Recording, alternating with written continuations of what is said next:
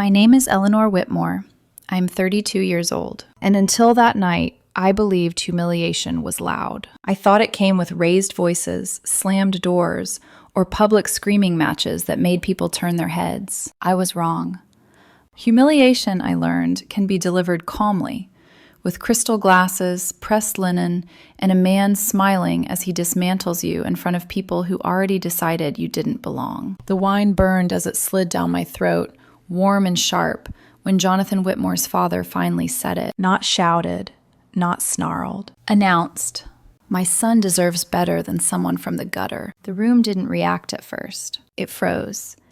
23 people, executives, donors, country club royalty, turned in unison, like an audience watching a slow-motion accident. Forks hovered midair. Someone's laugh died halfway out of their mouth. Then he continued, "Street garbage in a borrowed dress, pretending she belongs in our world." I felt my pulse climb into my ears. My fingers tightened around my napkin, thick linen, embroidered, probably worth more than my first month's rent had ever been. I folded it once, then again, calm, controlled, precise. Jonathan's hand grabbed mine under the table. His grip was shaking. "Dad," he started. I stood before he could finish. "Thank you for dinner, Mr. Whitmore," I said evenly. "And thank you for finally being honest." My voice didn't crack. I made sure of that. "My name is Eleanor. I'm 32. I'm a self-made entrepreneur, and this is the story of how a public insult became the most expensive mistake a man ever made." Jonathan stood abruptly. "Eleanor, please." I squeezed his fingers once, gently, then let go. "It's all right," I said softly. "Your father is right. I should know my place." The smirk on his father's face was memorable. That satisfied curve of a man who believed he had won, who believed he'd finally chased away the inconvenience his son had dared to love. If only he knew. I walked out. Past the original artwork lining the hallways. Past the staff who suddenly found the floor fascinating. Past the Mercedes in the circular driveway. The one his father had proudly mentioned cost more than I'd make in 5 years. My car waited at the edge of the drive. My sensible car. Jonathan caught up to me before I reached it. "I'm so sorry," he said, tears streaking his face. I didn't know he'd say something like that. I pulled him into my arms, his cologne mixed with salt and shame. "This isn't your fault," I whispered. "I'll make him apologize. I swear." "No." I tucked his hair behind his ear. "No more apologies. He meant it. At least now we're not pretending." "Please don't let him ruin us," he said. I kissed his forehead. "He can't ruin what's real." I drove away. The mansion shrank in my rearview mirror, lights glittering like stars I'd supposedly never reach. My phone buzzed. I ignored it. Probably his mother, or his sister. Well-meaning, quiet, powerless. I had more important calls to make. I merged onto the highway and spoke calmly into the dashboard. "Call my assistant." "Miss Whitmore?" She answered immediately. "Cancel the Whitmore Holdings merger." Silence. "Ma'am, the papers are set for Monday." "I know." "The termination penalties alone." "I don't care." A pause. Then keys clicking furiously. "What happened?" "He called me garbage." Her voice hardened. "I'll have legal draft the termination within the hour." "Good.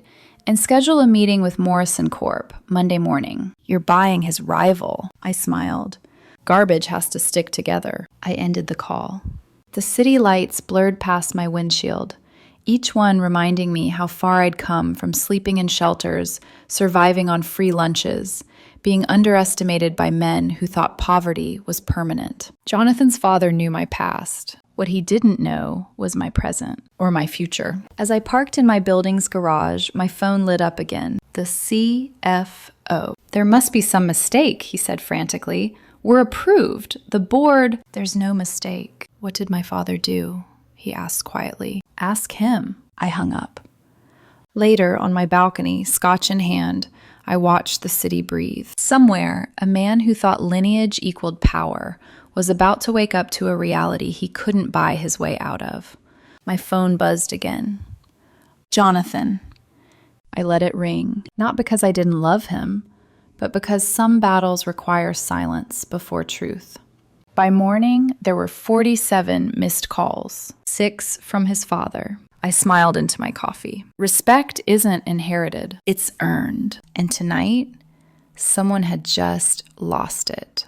I slept for exactly 3 hours. Not because I was restless, but because rage, when controlled, becomes productive. By the time dawn brushed pale gold across my penthouse windows, my phone already looked like a battlefield. Missed calls stacked on missed calls. Voicemails I didn't listen to. Messages marked urgent, critical, please respond. I showered slowly, chose a black suit with clean lines and no unnecessary softness, pulled my hair into a low knot. The woman staring back at me in the mirror looked calm. That was the most dangerous version of me. I was halfway through my second sip of coffee when my assistant called. "Eleanor," she said, dropping formality, which only happened when something was already on fire. The termination notice leaked. Good. The Wall Street Journal wants a comment. Bloomberg, too. Tell them Harper Technologies is realigning its partnerships to better reflect its values. She exhaled softly. Vague. Cold. Devastating. I learned from the best. A pause. And Jonathan's father is downstairs. I nearly laughed. Nearly. He's been there since 7:10 a.m. Security won't let him up without your approval, but he's not handling it well. Is he shouting? Yes. Perfect. I set my mug down. Send him up. Conference room B. The one with the stiff chairs? Make him wait 30 minutes. Eleanor. 45. She chuckled quietly. You're terrifying. I know. 47 minutes later, I walked into conference room B. Jonathan's father, Richard Whitmore, stood abruptly when he saw me, nearly knocking his chair over. His tailored suit was rumpled, his hair imperfect. The man who'd presided over his dining table like a monarch now looked like a dethroned executive scrambling for relevance. Eleanor, he said, forcing the name through his teeth. Thank you for seeing me. I didn't offer my hand. You have 5 minutes. He swallowed. I owe you an apology. I tilted my head. You owe me many things. Start with honesty. My words last night were inappropriate. I laughed. Not loudly, not cruelly, just enough. You called me street garbage in front of your entire social circle. I was drunk. No, I leaned forward. You were honest. Drunk words are sober thoughts. His jaw tightened. What do you want? He asked. A public apology? A statement? Fine, I'll do it. But the merger must happen. Why? I asked calmly. He blinked. Excuse me? Explain why I should do business with someone who fundamentally disrespects me. Because it's business, he snapped, not personal. I stood.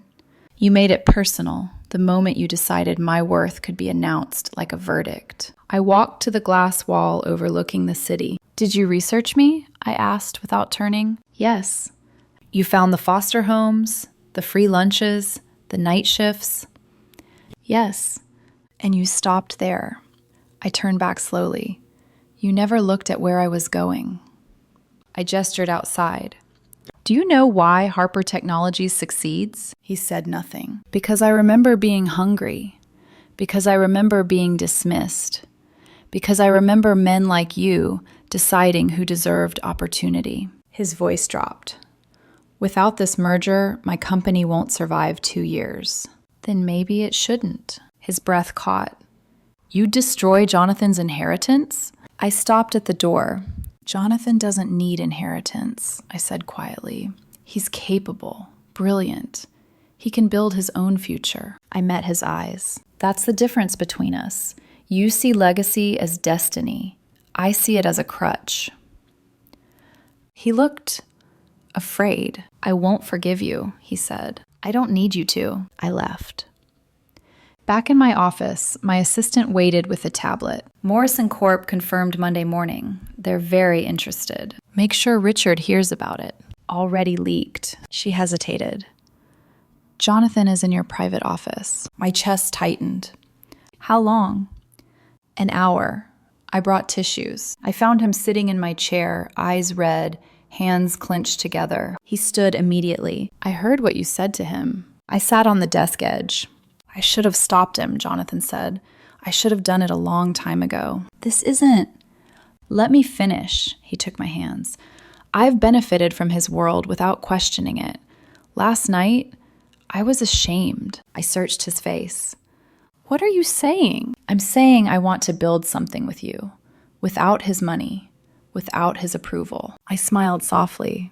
Are you sure? He laughed, nervous, sincere. You canceled a $2 billion deal because he disrespected you. I think we'll manage. I love you, I said. I love you too. My phone buzzed. They're calling an emergency board meeting, my assistant said over speaker, discussing reaching out to you directly. Tell them Harper Technologies may be open to talks under new leadership. Jonathan's eyes widened. You're going to remove him. I'm giving them a choice. Jonathan nodded slowly. He won't go quietly. I wouldn't expect him to. Outside, the city hummed. Inside, a kingdom was cracking. And this time, I wasn't the one being watched. The board meeting leaked before noon, not intentionally, at least not officially. But fear has a way of loosening tongues. By the time I finished my lunch salad, 3 different analysts had already emailed asking the same carefully phrased question. Is Harper Technologies preparing to intervene in Whitmore Holdings' leadership crisis? Leadership crisis. I smiled at the phrase. Jonathan stood by the window in my office, jacket off, sleeves rolled up, staring at the city like it might answer something he hadn't yet figured out how to ask. They're going to tear him apart, he said quietly. They're going to protect themselves, I replied, which just happens to look like tearing him apart. He nodded, but I could see the conflict tightening his shoulders. Richard Whitmore wasn't just a CEO. He was Jonathan's father, a man who'd built a fortune, a reputation, a family identity so heavy it pressed down on everyone beneath it. I keep thinking about my mother, Jonathan said. She's going to cry. She always does when things get ugly. She cries because she was taught that peace matters more than truth, I said gently. That doesn't make her weak. It makes her tired. He turned toward me. And my sister? I smiled faintly. Your sister will pretend this isn't happening until it affects her. He huffed out a laugh. You've met her exactly twice. That was enough. My phone buzzed again. My assistant didn't bother knocking before stepping in. They've scheduled a vote, she said. End of day. That fast? Jonathan asked. They're bleeding, she replied. Investors are nervous. The merger termination spooked them. Jonathan looked at me. If they remove him, what happens next? I held his gaze. Then they'll come to me. He swallowed. And if they don't, then Morrison Corp becomes very interested in acquiring what's left of their market share. Silence settled between us. Jonathan broke it first. You know, walking away from my inheritance means walking away from everything familiar. I stepped closer.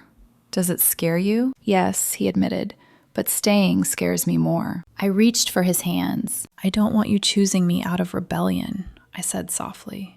Or guilt. He squeezed my fingers. I'm choosing myself, he said, for the first time. That afternoon, the first call came. Not from his father, from the board. We'd like to discuss options, the interim chair said carefully. Options are a good place to start, I replied, but I won't discuss anything until your leadership situation is resolved. A pause. Understood. Jonathan exhaled slowly after I hung up. They're really doing it. Yes. And you're really going to offer them survival, I finished, on terms that don't involve your father. His phone buzzed. He looked at the screen, winced. My mother. Do you want privacy? I asked. He shook his head. No, I don't want to hide anymore, he answered. Mom. Her voice spilled through the speaker, shaky and frantic. Jonathan, what's happening? Your father won't say anything. The news... I know, he said gently. I'm okay. Are you involved in this? He glanced at me. Yes, he said honestly. Silence. Then, he says that woman turned you against him. Jonathan's jaw tightened. Her name is Eleanor. Another pause. He's furious, she whispered. I know. He says you're throwing away everything. Jonathan closed his eyes briefly. I'm choosing something instead of inheriting it. His mother's voice cracked. I just want my family back. I want a family that tells the truth, he said softly. I hope you'll still be part of it. The call ended quietly. Jonathan stood there for a long moment. I don't think she hates you, he said. I know, I replied. She just doesn't know how to stand up to him yet. At 4:30, the vote result leaked. Richard Whitmore had been removed as CEO, effective immediately. Jonathan sat down hard in the chair. Wow.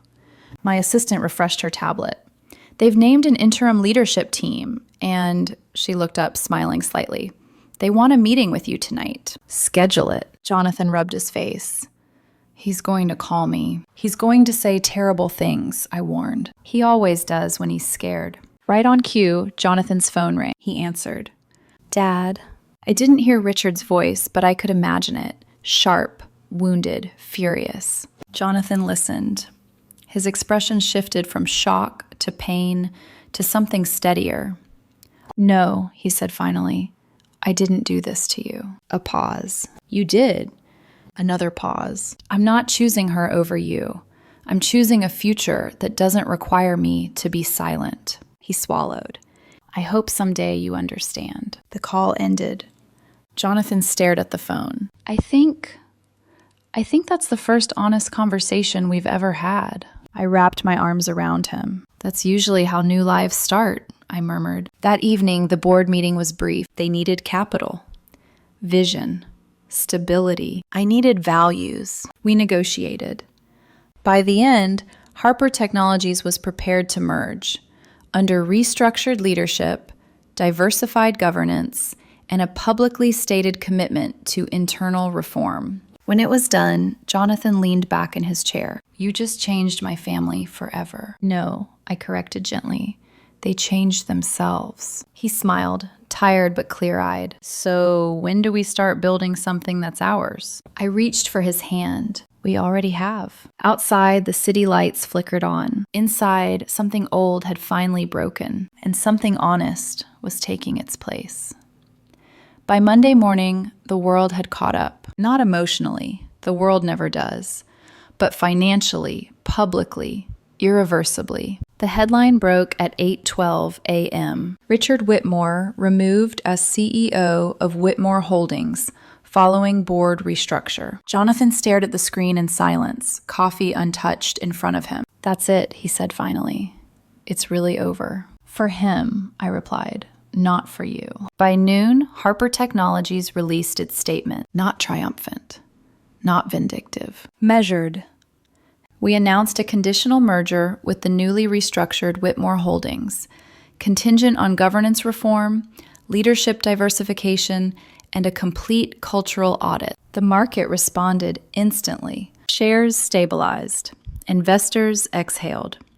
Analysts praised the unexpected but necessary evolution. Richard Whitmore was conspicuously absent from every conversation. He tried calling me once. I didn't answer. He tried calling Jonathan. Jonathan didn't answer either. That silence said more than any confrontation ever could. On Tuesday, Jonathan officially declined his father's last attempt at control, an offer to fund a rival venture as a clean slate. Jonathan laughed when he told me. He still thinks money fixes everything. He thinks money is everything, I said. Jonathan shook his head. I don't want his money. I want my name back. On Wednesday, the board announced Jonathan's new role, Head of Strategic Development, Harper Technologies. Earned, interviewed, approved unanimously. No inheritance, no shortcuts. When the press asked if it was nepotism, I answered calmly, he applied, he qualified, he earned it. Nothing more. By Thursday, the dust settled enough for quiet. We didn't celebrate with champagne or headlines. We ordered takeout, sat barefoot on the balcony, watched the city breathe. Jonathan leaned his head against my shoulder. Do you regret any of it? He asked. I thought about the dinner table, the word garbage, the smirk. No, I said. Do you? He smiled faintly. I regret not standing up sooner. 6 months later, Jonathan proposed. No audience, no estate, no approval required. Just the two of us, sitting on that same balcony where everything had once felt sharp and uncertain. The ring was simple, honest. I said yes before he finished the sentence. We planned a small ceremony, far from country clubs and power tables, far from people who believed worth was inherited. Richard Whitmore did not attend. He didn't call, didn't write. Jonathan's mother did. Every week. Sometimes she cried, sometimes she laughed. Slowly, carefully, she rebuilt a relationship with her son, on terms that didn't require silence. His sister sent a song once. We didn't listen to it. Whitmore Holdings survived, not as it was, as something better. And Richard Whitmore, he learned the most expensive lesson of his life. Never mistake humility for weakness. Never confuse background with destiny. And never call someone garbage unless you're prepared to be thrown out with everything you thought you owned. I was never street garbage. I was just underestimated. And underestimated people, they change everything.